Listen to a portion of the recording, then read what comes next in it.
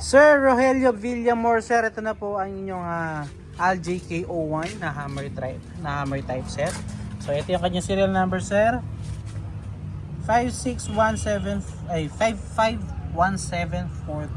Ayan, para malaman niyo, sir, na ito ang ating ito-test na unit, ang unit na makakarating po sa inyo.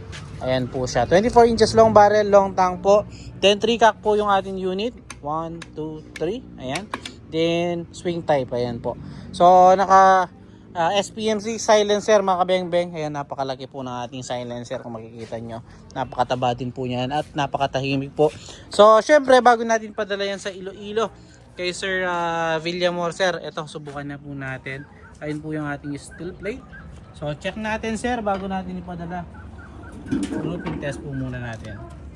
Gagamitin natin pellets, mature pellets, anthracite and sorted straight from the box ng mga bala. So sir, ito, test muna natin bago natin padala, no? First shot po tayo.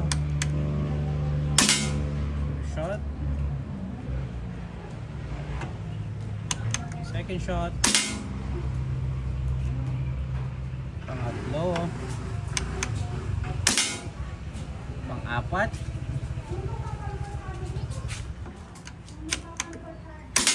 At pang-lima.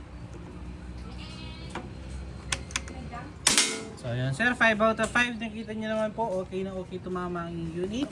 So sir Villamor ng Iloilo, sir, salamat po sa tiwala. Ayan po yung ating unit. So pahintayin na lamang po. No, thank you po, salamat. Peace out.